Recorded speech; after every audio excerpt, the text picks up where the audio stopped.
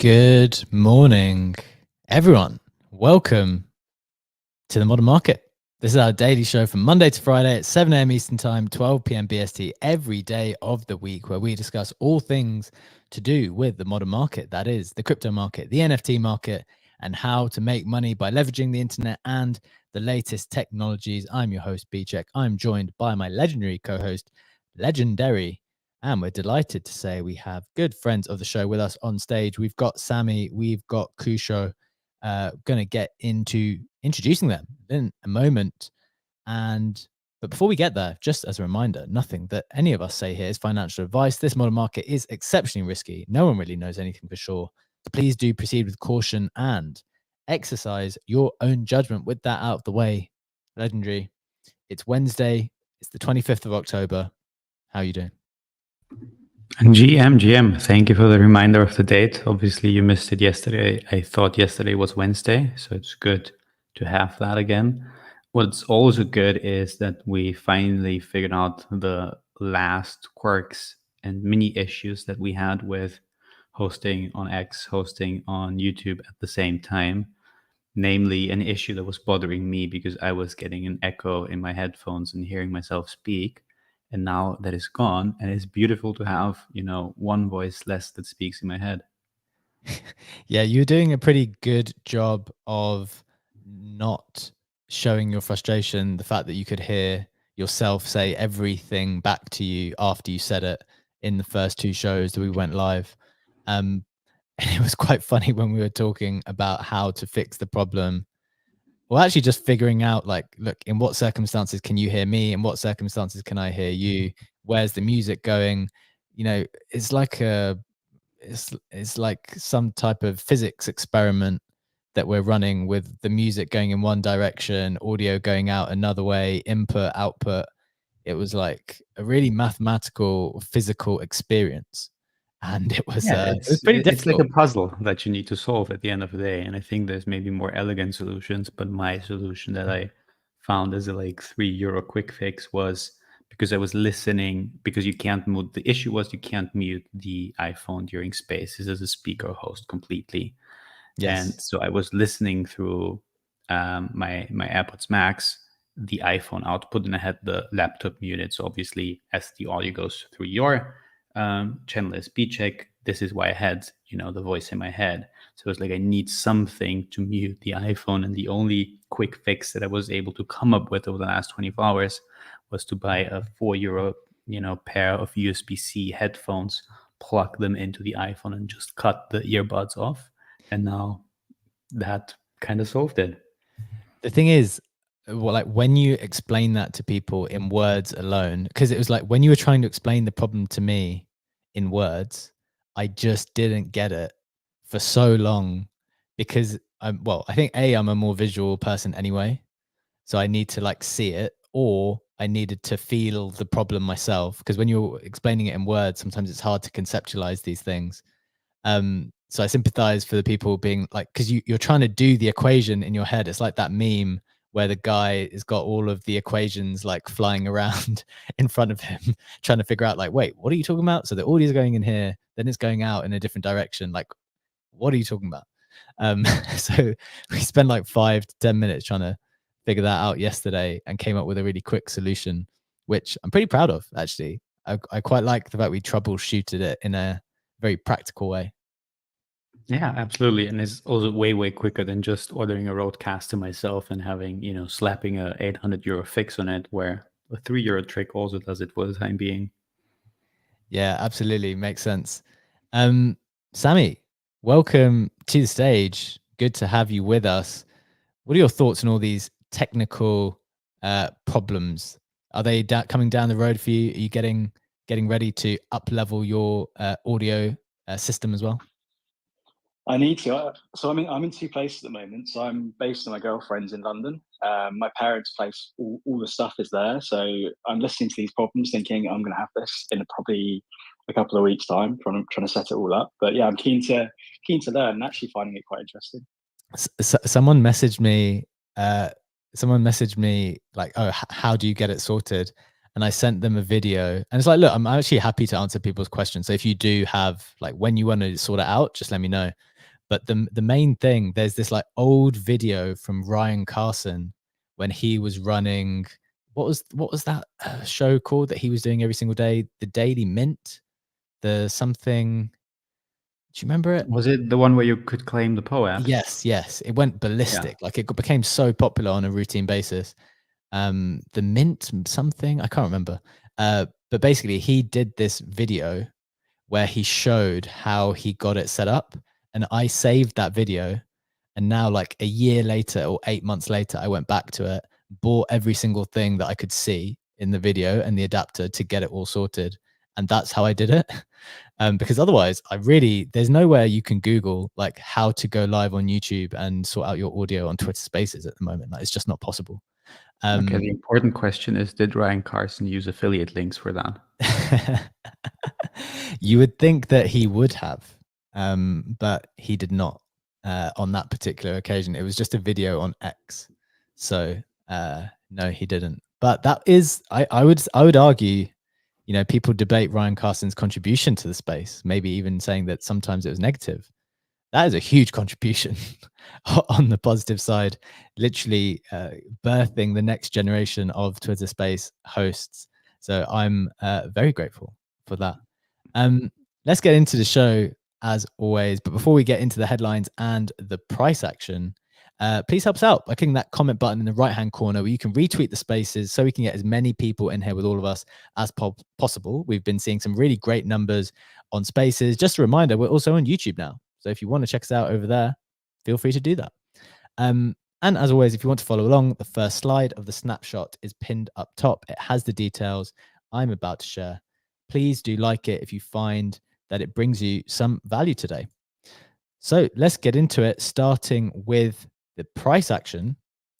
We have crypto down 1% at Bitcoin 33.9K, ETH at 1.77K, Solana at 31.1, Ape at 1.2. NFT volume is up at 12.4 million in total, Blur at 8 million, OpenSea at 3.5. In terms of the headlines, 9gag from Memeland announces that 300,000 meme will cost $300 of ETH. A little quick summary from Tyler. The fire sale round will be held at $300 per unit with 25.3K units available. This equates to a 7.59 million raise for 7.59 billion tokens, which is about 11% of the supply. We're going to dive into those tokenomics in just a moment as well. Number two, Pixel Vault's battle plan reaches 500,000 transactions on Arbitrum. One Pixel Vault holder wrote, feels like the majority of the crypto NFT space are severely underestimating how primed Pixel Vault is for a massive run. I want to talk about that. I want to talk about the GG token as well, which is crucial to that whole ecosystem. Next, Ripcash announces only ordinals collection collected for 5 Bitcoin. There were 4 pieces and collected for a total of 5 Bitcoin. So that is approaching, if not more than, $150,000.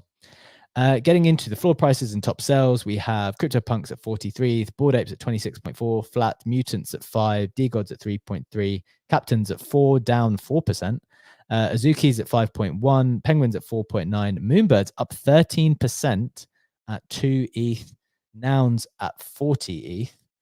And top sales, there's a CryptoPunk VR selling for 65.6 ETH, that's $116,000. And the Tyler Hobbs Fidenza selling for 40.5 ETH, that's $72,000. A good 14 or so ETH beneath the floor. So interesting to see that. That is the price action. Those are the headlines, Legendary. Any numbers stand out to you there? I know one does for me.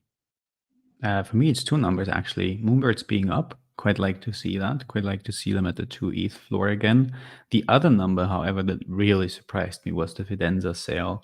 Not only because, as you said, it was like 14-ish ETH on the floor, but because I haven't looked at Fidenza prices in quite a while. And I remember that in August, we've seen the floor between 85 and 90 ETH, albeit that the sales didn't happen. All of them happened at the floor. There were still offers taken under the floor, but it just absolutely didn't follow that the Fidenza floor price essentially went down by almost 50% over the last, 2 months?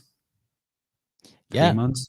Yeah, absolutely. Has been kind of declining for quite some time. I mean, I guess one point to note is that there's very few that are that it would be very fast for it to get back to that 70 ETH range, right? I think there's only maybe 2 or 3 listed. So I think that's a fair point to make. But you're right to point that out. I think it's definitely on the low side. The other thing you mentioned was Moonbirds. I mean, I had 2 thoughts on this. One, maybe a week or so ago, as I saw Moonbirds kind of increasing slowly, and there's probably two factors. One, I don't know. I can see Sam in the audience. I did notice that, or one of the things I noticed in the last week was that at least a portion of his content, or I think I think it's only the video element of the show, which has now gone behind a token gated system. So I was genuinely thinking, like, is the floor pumping purely to get hold of Sam's content? I know it's good enough. It's really, really good. So I thought at least a proportion of that might have been the case. The other thing happening is that Free Lunch Capital tweeted 3 hours ago, Beans, Moonbirds, Sappy Seals, 21 million FLC token in 3 minutes. And I wondered whether some of these price rises were a consequence of whatever is going on with Flooring Protocol, this extra liquidity and wanting to be a part of it. Legendary, what do you think of those 2 ideas? And Sam, welcome to the stage. I'm just going to come to you in a moment to get your thoughts on that too. Yeah, I like the ideas. I think but Sam can say that himself. I think for the show, however, any that you can also enter it with the with the Moonbirds, with the Proof Pass, but also with the oddities and yeah. the mythics. I think are they eligible as well? I don't know, but Sam will certainly be able to comment on that. On your second thought, however, on Flooring Capital, the TVL for Moonbirds is quite low still, but that's pretty obvious because the collection just launched. It's only at $34K US compared to Pudgy Penguins or Azuki, where you have a TVL about 2 mil. On the flip side of that, obviously you have a massive incentive if you're interested in the ecosystem to join right now, because the APY is super high. You have that ridiculous number as long as TVL is low of 1,420% on the Moonbirds collection itself. Very, very interesting. Do you think that sounds reasonable though? Like a lot of that rise could have been driven by just wanting to participate in this the Flooring Protocol? I wouldn't think that this is the case, but we would also have to have a look at the other collections and see if they've been, if they've seen a similar impact. For example, Sappy Seals, who have a comparable TVL, if they've seen a rise as well, then yes. True. Otherwise, I don't think that. Yeah, let's do that. I'm going to search for that in just a second. Sam, welcome to the stage. We'd love to hear your thoughts, A, on the rise in Moonbirds, B, on like kind of what you were thinking in terms of the new Proof kind of content strategy, and any other thoughts on what we've just said. Sorry, I had to find the tab real quick. I got 2 kids sleeping. Yeah, I mean, I think from the content stuff, I think we had a bunch of people buying oddities and mythics, and so I think there was a little bit of that, but I don't think it was enough to move the Moonbirds floor from 1.3 to 2 ETH. I think it is good, Sam. It is good. It's good content. I appreciate that, but I'm realistic about that impact. Pimp Capital is just such a force. Like, he's putting so much money into the market, into NFTs, into this protocol. Like, I still remember in June when NFTs were crashing, he spent $25 million on Apes and Azukis. Like, this guy had, and it was from multiple different wallets.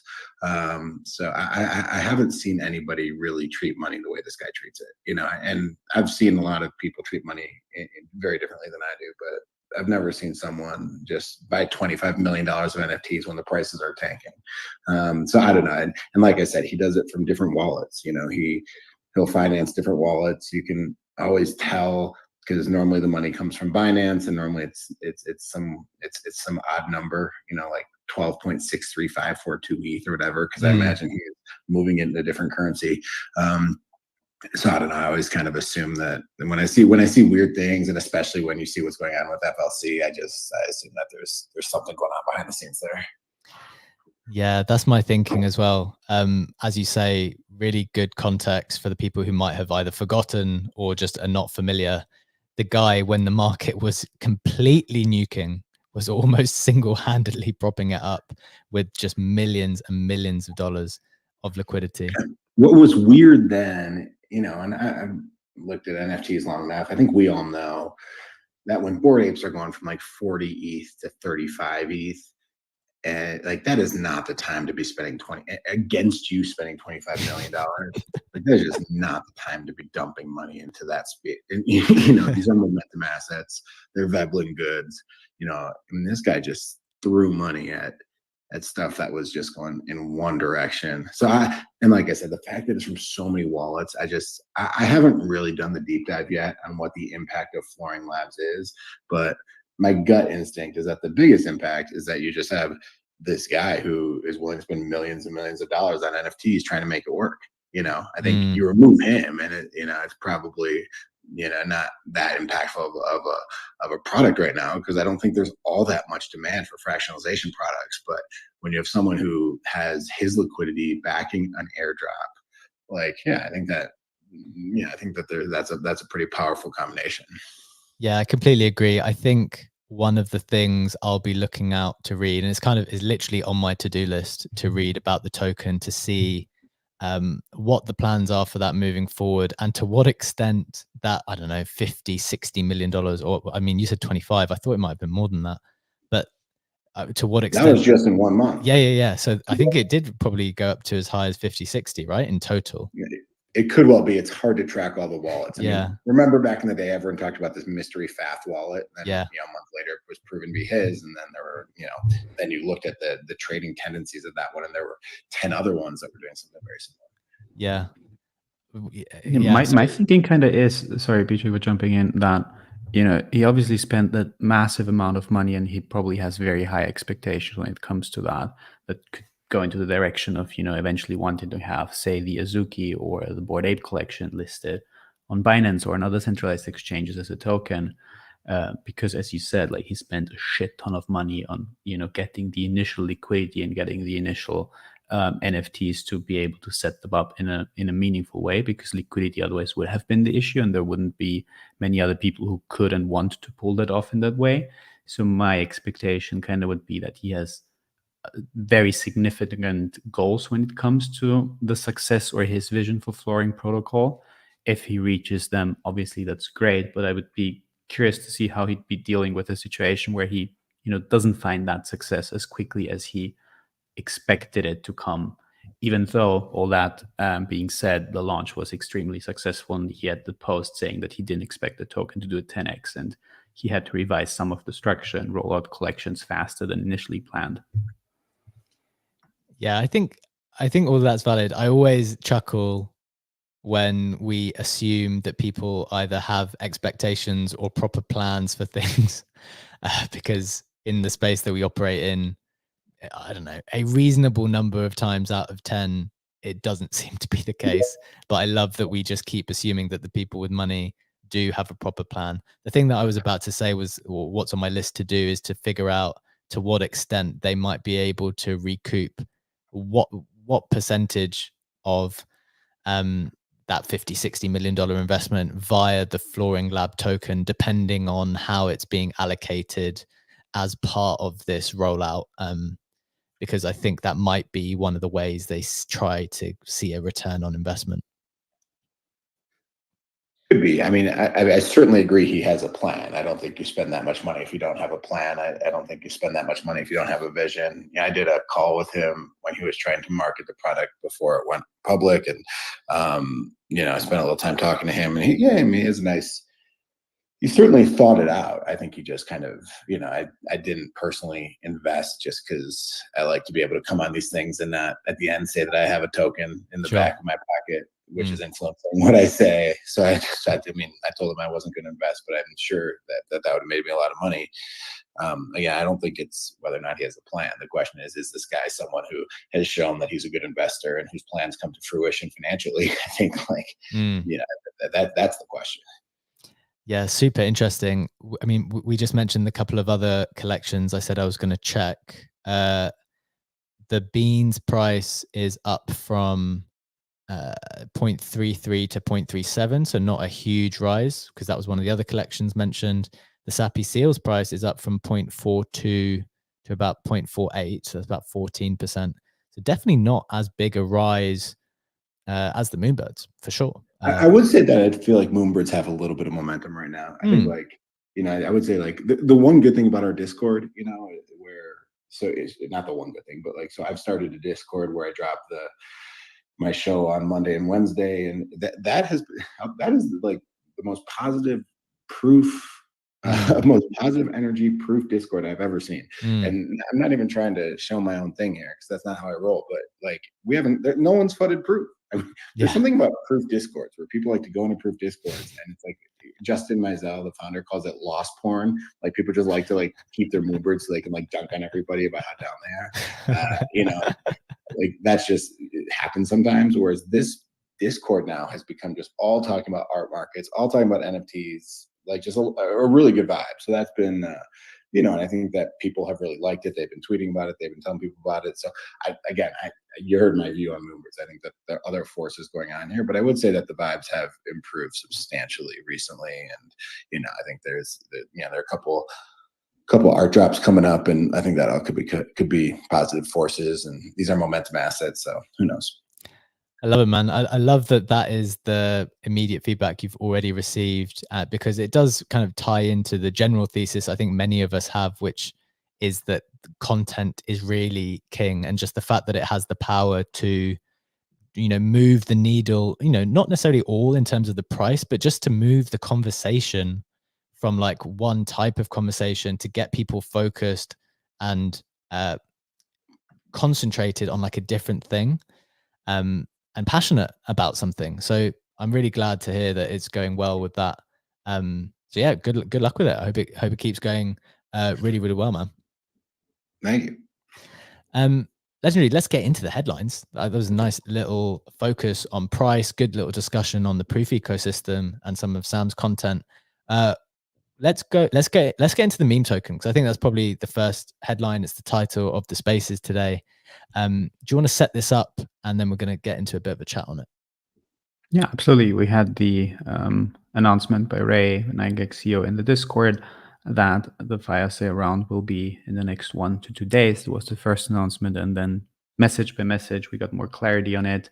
The current info is that the fire sale round will be held on Thursday morning, Hong Kong time. It will be $300 per unit, with a bit more than 25K pre-sale or fire sale slots available, which, if you look at the total tokenomics, equals a 7.6 million raise for 7.6 billion tokens, which is a bit more than 10% of the total supply. If you look at it, because there was a bit of confusion on that, on the perspective from holders, from Captain's holders specifically, for them, there are two components, or there will be two components. One is obviously the fire sale that they can participate in, and the other is still the airdrop that will follow later. With the airdrop, 20% of that amount that will be airdropped to them will be directly available on launch. The other 80% of meme will be locked into the NFT, and I think will be distributed over 18 months, if I remember that correctly. Yeah, so it gets a little bit technical with these things. We do on YouTube, we're kind of displaying some of the details if you're more of a visual person. We've also got the general tokenomics.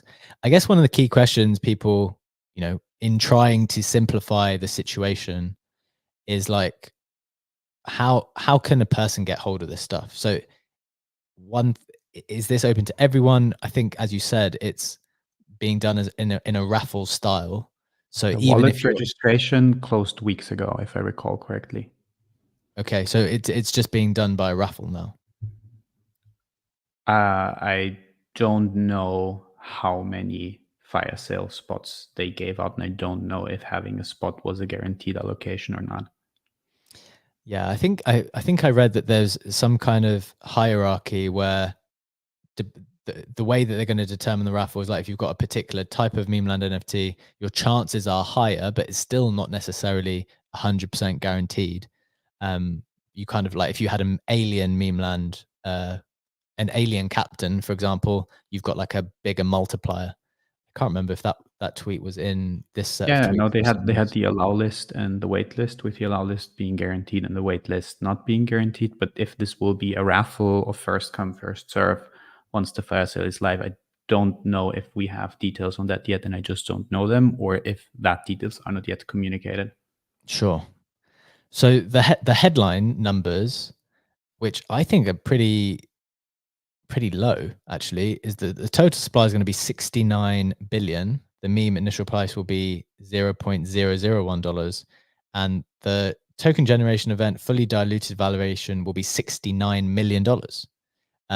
One of our friends of the show, I don't know if he's with us, Confusion, kind of in a comment to me suggested that 25% vesting on the token generation event is sensible. Valuation appears pretty high though. I think it's probably reasonable to let that amount into circulation at the beginning, although my thought, and I'd be keen to hear yours and anyone else's thoughts on this, Legendary, is that the valuation is pretty low relative to other coins of this nature. I mean, that's a fair question. On the one hand, before the show was saying it is a bit of a low valuation, but we are used to very high FTV numbers, which often, don't say anything, because you also have to look at the actual supply that is on the market, at the tradable supply as well. On the other hand, you could make the argument that's a token that doesn't yet have a product. So for that, it could be a high valuation. Then you could also counter back on that and say, but there is the 9gag ecosystem in the background that ultimately will be connected to all of that. For that, again, it is a low valuation. If you want to draw any kind of comparison to products that recently launched a token that have an ecosystem in the background, although it's in a different niche, it would be ZTX, in my opinion. ZTX obviously being the spin-off of the fourth largest metaverse in the world of Zepeto, which is it's Fortnite, it's Minecraft, it's Roblox, and then it's Zepeto, not necessarily in that order. And they have now the Web3 version of it with ZTX launched a token which currently has an FTV of 110 mil. But again, you would also have to look at the tradable supply to make more sense out of those numbers and come to a conclusion of whether you find it high or low. Is there, for ZTX, is there a how much of it is circulating at the moment? Do you know off the top of your head?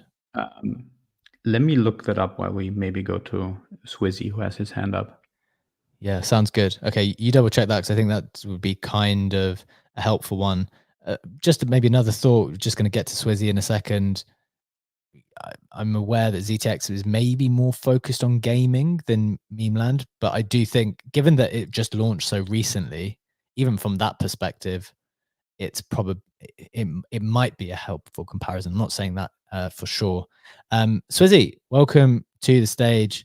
The Chief Mint Officer running the MintWiz app. Always helpful to check out for me to see what's minting. Swizz, what's your thoughts on this, on the meme token? Thanks for having me. So I just wanted to share, a few days ago, maybe a week ago, I saw a poll within a Twitter post or X post, where the question was, what's the valuation people expect? And there were different points to pick, and it was a range, let's say, from 200 to 500 and 500 to 1 billion. And the most people were between 200 to 500, and some even were between 500 to that billion. So guessing that, with starting with 69 million or 70 million rounded, it's rather low, and we would expect, let's say, a 3x to 10x probably, just based on that poll alone. So when you say that there were certain people suggesting that type of valuation, Swizzy, like, were they who was making that suggestion, and do you know what their thinking was behind that? To be honest, I just saw the poll. I just reacted to it. I saw something between. Yes. It was a short poll. Quite many were taking the poll, so it was not like 2-3 people just guessing on that, but quite a lot of people. So I guess it could be an expectation from, let's say, a quite big group of people expecting something. So when expectation is here, I'm sure they need also to be invested for that. But the expectations are quite high, I would say, with let's say 2 to 500, even 700 million. Interesting. I would add a word of caution on that, though.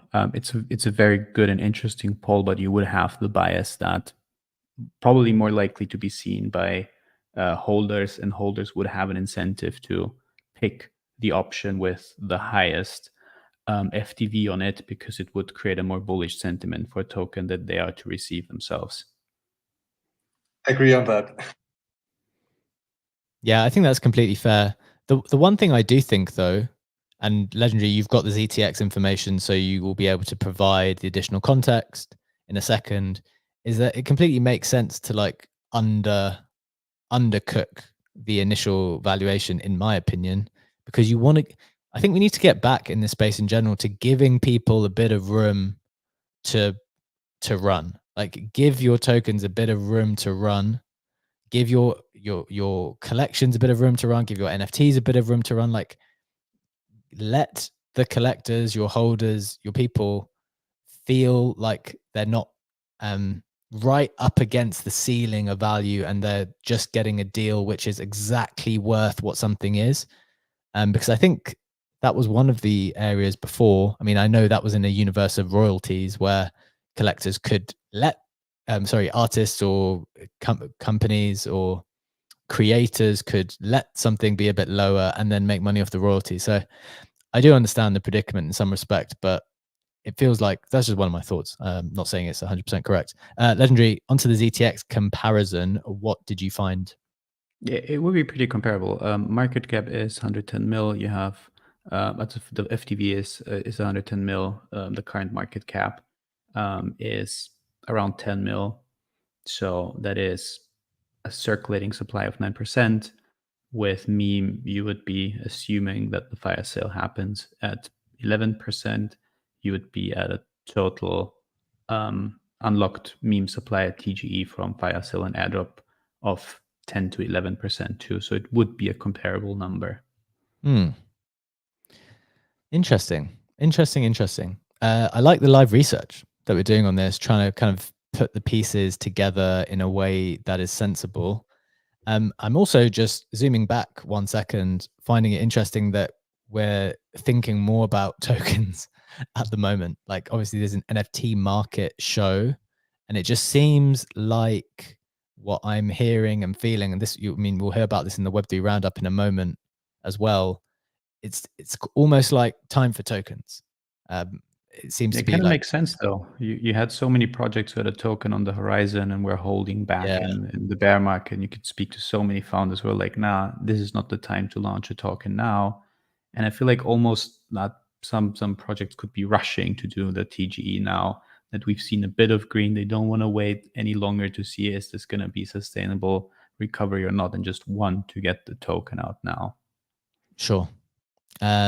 Makes a lot of sense.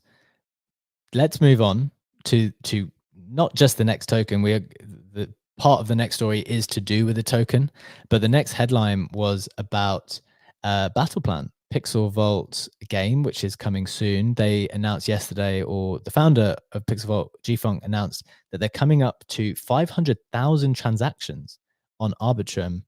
And he said that the best part is that players don't feel these transactions, the benefits of blockchain tech without the clunkiness. Single sign and go. And one of the players said, other than connecting your MetaMaster site when you log in, you really don't notice the fact that it is using the blockchain. Amazing stuff. I think that's really cool. And it's fascinating to see that they're generating that many transactions as part of the game. B, want to talk about how the token is actually going to work, because they have so many fantastic advisors, or well thought of advisors, very highly respected people in this universe. And it seems like it makes sense to, we might have to do a bit more live research as we're talking here, Legendary. First, do you want to say something about the game? Because I know you've played it. I know we've spoken about this a little bit before, but now thinking more in terms of what's going on Arbitrum, the GG token that's going to come, and then maybe I'll set up to do like a little summary of what the token is and what we know about it so far. Yeah, absolutely. I've been playing Battle Plan for the last week. It is in playtest currently. It is on Arbitrum Nova, which is Arbitrum's gaming specific blockchain that just offers more scalability. Wood Collector pointed it out perfectly. You don't see the transactions happening. They are done on your behalf in the background. You just sign in with your wallet, you play the games, you win, you lose, you get your rewards, which will be tokens on the Arbitrum blockchain. But this happens in the background. So once you signed in, you have nothing to do other than to play the game. There's also no notifications about transactions going in on the background, which is a design choice. It's quite an interesting one, because if you look at some other games like Pirate Nation, for example, who does the very same thing, you log into the game, you don't do any transactions. They actually make a point to have this kind of this logbook that you can click on, and you just can scroll through it and see the transactions that have been done for you in the background for the people who are interested in that. Whereas that a comparable element doesn't exist in Battle Plan. They just wanted to strip that away completely. Super interesting. Very, very interesting. We also spoke to VGF yesterday from the team on our other show, had a really nice chat about how they're progressing, how they're thinking about things, how nice it feels to be getting so much nice feedback from their early testers. I believe G-Funk then commented to say this has all been done. You know, these 500,000 transactions have been achieved with no more than, I think, 300 play testers up to this point. So it looks very encouraging. I just wanted to move the conversation into the discussion on Reboot and the token. Reboot is obviously the protocol on which Battle Plan is going to sit. I think the plan is for other games to also sit, because this is like a decentralized arcade. And GG, which is this new token, will hold the power to activate those game sessions, generate game rewards, enable play validation, and generally shape the future of the Reboot protocol. So it's kind of like an arcade token. And the reason why I think it's important to look at is because the list of people, I'm just going to do a quick list. I know I've mentioned this months ago when it was first announced, but the list of advisors to this project is very, very significant. You've got Size Chad, you've got Keyboard Monkey, Loopify, Dingaling, Bharat Crimo, Richard from Manifold, G Money, Seed Phrase, Bryson, the Web3 gamer, Farouk, Chris Jordan, NFT. Like the list just goes on and on and on of who is advising this project. And I thought it would be helpful to understand a little bit about the token to figure out for yourselves, obviously. I mean, we're doing this research live as well. We don't know what's going to happen with any tokens, but it sounds like it's worth having a look at and figuring out what's going on. So one of the things that we know about the Pixelvault ecosystem, or if you have been around for some time, is that there were loads and loads of NFTs in the ecosystem. There were so many, they probably had too much supply too quickly, and that caused them a little bit of trouble. So what they're doing now is they're trying to fix that by certain NFTs being used to kind of switch over to GG instead of them being NFTs. And then they actually dropped 2 tokens. One was POW, one was Punks. Those tokens are going to also turn into GG if you want them to. So thinking a little bit about that is helpful to kind of figure out what kind of transition might happen. Legendary, any thoughts on that so far? Yeah, it's something we talked about. It's definitely a very, very good streamlining of the ecosystem. As you said, Pixelvault was highly successful in the bull market. They did grow very, very rapidly, reached an insane valuation, had a very large number of NFTs in total, and just got to a point of complexity where it was hard to onboard new people into that, because people were like, there's already a couple 100,000 NFTs if you were to count the planets, where all of them also constituted individual DAOs. So it was hard to onboard people, and streamlining that into one single token and into a gaming platform makes a lot of sense, especially if you also look at it from the lens of the team acquiring Wolfgame. And I just think it's an overall good move. Another thing that I quickly wanted to add, because it was a question in the YouTube comments specifically on Battle Plan by Roberto. He asked if Battle Plan is open to play for everyone. Up until yesterday, you had to apply with your wallet and you were whitelisted to play. That changed yesterday. Now it's open to NFT holders who either have a Pixel Vault founder style or a generative identity. However, the plan is, and that's also something that VGF confirmed on the Spaces with us, that it will be open for everyone and you don't have to have NFTs from the Pixel Vault ecosystem in order to play the game. What you will, however, need, and that kind of connects back to our token discussion on Reboot and GG, is GG tokens, which will serve as game credits. The team always likes to make the analogy of an arcade. You go there, you have a bunch of game credits, you play the game, and depending on how good you do, you can earn back the tokens that you used to play. If you do exceptionally well, you can earn more tokens back than you paid to play in the arcade. So there will be an ecosystem that's open for all, but you will have to pay in credits to play, which you can earn back depending on your skill level. Amazing extra context. I'm going to give people a few headlines in terms of the token, which I think are relevant and important. Number one, there's going to be 1 billion of GG. The Pixel Vault community is going to get 42% of it. That's a lot. The Reboot Treasury is going to get 10%. 10% is going to be held back for credits and rewards. Launch contributors are going to get 7.5%. Admin fund 5.5%. Core contributors are going to get 11.4%. Collaborators 8.6%. And the company itself will keep 5%. So that's a lot that's going to go to the Pixel Vault community. And I guess some of the ways that would get divided up are as follows. Number one, POW and Punks, the two tokens that they dropped, are directly unlockable. So POW, so you can substitute directly for GG either of these tokens, POW at 0.41 and Punks at 0.75. So I guess that's the exchange rate for either token.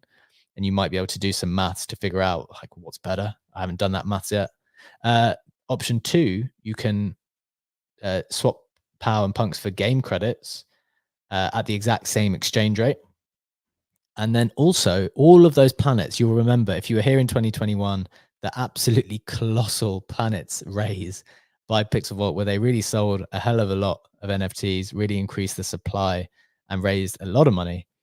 Those are now you're going to have an option to substitute those tokens for Planet Dust, which will be a soulbound token that unlocks GG over a 24-month period from time of substitution, with 25% available to claim from the start. So you get 25% of the GG allocation, and then the rest of it unlocks over time, and it gives you the amount for each type of planet, because you may remember there was Mercury, which was a more expensive planet. There was Venus, there was Earth. Pluto might have been the most expensive or cheapest. I can't remember the order, but it basically, Mercury will get you 28,000 GG, whereas Jupiter will only get you 2,300.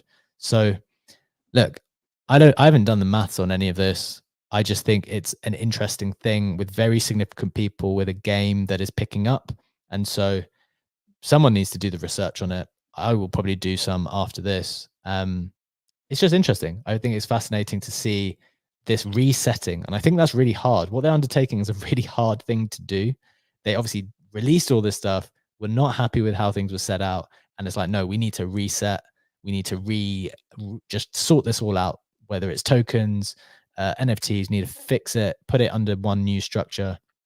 So very, very interested to see the dynamics of that and how that plays out. Legendary, final thoughts on that? It's even a bit more complex than that, because if you substitute your POW or Punk tokens, they unlock linearly over a year. However, you can use the locked portion to instantly convert it into game credits. So it is a nod to, the old Pixel Vault ecosystem that had a lot of game theory and complexity going on. They definitely set it up in a way that, well, A, is sensible, but B, also allows you to do the math and figure out, what option might be best for you if you want to get a head start on the GG token by making the decision what asset you want to buy in order to do that. Makes sense. It's nothing's ever straightforward with Pixel Vault, and at times that became frustrating, but definitely at the beginning that was part of the exciting aspect. So hopefully if the market is returning in a positive way, that can be a stimulus for more excitement rather than frustration. Before we get into the final headline, let's get into the Web3 roundup to bring you up to speed with what else has been going on in the Web3 news in the past 24 hours, including a bit of a creator focus. Number one, Hyopia raises $3 million to fund its gaming platform. That raise was led by Delphi Ventures. Number two, Renga announces collector opportunity to virtual meet and greet with F1 Haas drivers. That's pretty fun. Number three, Ledger announces Ledger Recover with CoinCover, a subscription service to create a backup. Number four, NFT lending protocol Arcade announces a snapshot. I'm pretty upset about that because I hadn't done anything on Arcade, despite talking about NFT lending, been doing some stuff on other protocols. And we're talking about coins all the time. That's another snapshot, another coin. Although they didn't actually say what it was. They just said, they just announced the snapshot and everyone else is assuming, like me. Getting into the creator corner, number one, Jake Fried announces North Star Collection, an updatable artwork. It's a 24-hour pre-sale. It's going to be 1 ETH and a 2 max per wallet.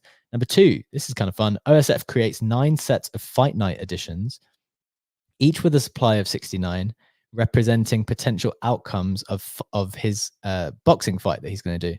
He said, if you hold a piece from the edition that ends up being the correct outcome, you'll be airdropped a piece which will form the 10th and final edition of this collection. I thought that was very fun. And finally, Whale and Min announced the 001 show. They say it begins on 11:01. It's nice to see prominent creators in this space always thinking about how they can advance and produce new types of content. Good to see that. Legendary. That is the roundup from the last 24 hours. Let's get into the final headline. Absolutely. Do you want to set it up? It is an art news. I do. Let's do it. So, I mean, I guess it's just a very, very big sale, a significant sale, multiple sales in one go. You have Ripcash, who is a prominent artist, although maybe people don't know about them as much as they should. The way I discovered Ripcash was via Xcopy. Ultimately, it was an artist who got a specific shout out by Xcopy quite some time ago, and they just sell for really, really high prices. Like as a consequence, well, not only as a consequence of that, their art is purely on chain. It's always got this kind of security theme or surveillance theme. So these security cameras that you can see is like the core theme of their work. It's all on chain. It's very well respected, very well collected by prominent collectors. And they just sold 4 pieces to, I think, one group of collectors. And it's their only set of ordinals. And they sold them for 5 Bitcoin, which is obviously over $150,000 at this current moment. It's called the Power Source inscriptions. They represent the 4 elements: energy and proof of work, and they were all sub 30K ordinals. The only ordinals that they've done before. I thought that was pretty significant. What do you think about that? What do you think of ordinals in general, Legendary, and any thoughts on Ripcash, or were you not very familiar? I wasn't very familiar with Ripcash when it comes to artists using surveillance camera. I'm only familiar with, and I never managed to get the name right. OXDGB? OXDGB? I was like, it's GDB, DGB. I never recall the name, but I know I do have some of their work collected, so I should know the name. That is definitely on me. OXDGB. Yep, we got it. You got it right the first time. That's impressive. Yeah. So I wasn't too familiar with Ripcash. On ordinals per se, I don't know. Like we had that, if you remember the show, what was it, 1.5 weeks ago, where we talked about Yuga Labs, and we had that long statement by Daniel Allegra, the CEO of Yuga Labs, saying updates, the status of the entire ecosystem. And they also had a part about ordinals where Daniel was like, we kind of wanted to experiment with that new bit of technology, and this is what we did. and also didn't have like anything else of insight or interest to say on that. I'm just not particularly sure where ordinals will go in the long run or if they will stay relevant. The other thing, however, that I've been thinking about, and it's a result of our latest conversations on the show, is what the art market in general will do. It was extremely resilient in the bear market. If we now assume that we're seeing a shift in momentum that, could sustain, I say could, it's interesting to see what role art will play in a potential next cycle. Will it still be of the same interest that was in the cycle before? Will art, basically not be tied to cycles as much as more trending things like gaming being the mega trend right now? Because we had very positive news like this sale, we had negative news like async art as of yesterday when we discussed it on the show shutting down. So I'm quite curious to see how this art segment will evolve in the next cycle. Yeah, I'm a big believer to your final point that like the digital art thesis is completely a win. It's a home run. It's a guarantee. Yes. That does not mean by any stretch of the imagination that everyone's art and every artist will become hyper successful. That's not at all what I'm saying. But the principle and the thesis behind it is an absolute home run. It will exist. It will become very expensive. It already is very expensive, frankly. Like in some respect, the conversation of like, oh, will it be valuable? Will it go up? It's like, it's already up a hell of a lot. And this is the worst potential market there could possibly, you could almost imagine. And it's just exceptionally strong. And look, I know it's significantly down on where it was at some point in time, but there are legitimately pieces of digital art that sell for $200,000 routinely, or 100,000 or 200,000 or 50, like five, six figures routinely. So that is ultimately a lot of money. That thesis is completely ticked. That box is ticked for me. The second question on the ordinals, which is kind of, I just wanted to hear your thoughts. I'd be interested to hear anyone else's as well, is that I'm similar to you in the sense that I think, look, from 2021 to now, got very, very comfortable, very comfortable with everything on ETH. I like ETH. I think the majority of high value art will be there, but I'm always open to the idea that something else can exist. And what I feel like the market is telling me, not just with this sale, but even just previously, you mentioned Yuga Labs experimenting with their collection on Bitcoin. DeGods did something there. I feel like the market is saying that they are also open to it. Like, I don't know what the resale value of those things are, but in terms of primary sales, I feel like the market right now is saying we're open to it as well. Is it as much of a home run? I don't know 100%, but I'm very open to ordinals being an alternative medium. Does that make sense? What do you think about that? I think it makes sense. I think it's also, you've seen Bears who are planning to do something with ordinals as well. It was such a hype that I feel like either some companies saw the opportunity to just create a one-time revenue on ordinals, or just didn't want to miss out if this is the next big thing, to be in a position where they can claim, we were one of the first to be on ordinals. Ultimately, it's a question of, liquidity, but it's also a question of resources. And if you look at a team like D Labs, who already, it's a small team, they already struggle to divide the attention between DeGods and y00ts. And then you also have the BTC DeGods. The question really is, how many teams can afford to dedicate significant resources to do something on ordinals if this is not their native environment? Yuga Labs obviously could do it because they have the resources, and they had also the puzzles that were going on and had the physicals, so they could tell a bigger story. But I don't think that, realistically speaking, a lot of teams have the capacity to do that, at least not in the short term. Yeah, maybe that's a separate point though, whether they have the capacity or not. Because maybe the answer is like, well, if you do have the capacity, then you can. But I definitely take your point about, well, maybe some of those sales were just like at the moment of time where the hype train was moving, and therefore, if they were doing it now, maybe it wouldn't. But I don't know. I think this rip cash sale is fairly significant. They're very, very successful on ETH. And the fact that it's taking place and some collectors are comfortable with investing that significant amount on ordinals is noteworthy. And I'd be open to seeing more of those and having something confirmed to me. We're running out of time for today's show. Kusho, I want you to give us the conclusive final take on ordinals and maybe the rip cash sale as well before we close out. GM. So I think with respect to ordinals, it's a thing of a market that is building up slowly. And like Legendary said, not many people have the capacity to migrate collections to the whole ordinal side of things. But that said, there's a lot of liquidity in Bitcoin in general. And when you look at that compared to the amount of that liquidity or the fraction of that liquidity that goes into ordinals, it's not significant, which means there's a whole lot of opportunity for people who are coming into the ordinal space to build stuff there. And there's a real value proposition for people who are really deeply entrenched into crypto Bitcoin philosophy, which is like on-chain versus everything else. So what that means is like the difference between the way people think about, oh, this art piece is stored forever on a Satoshi is different from the way people think about it with respect to ETH and know that, okay, this is stored on the blockchain, but has a link to something outside of the blockchain.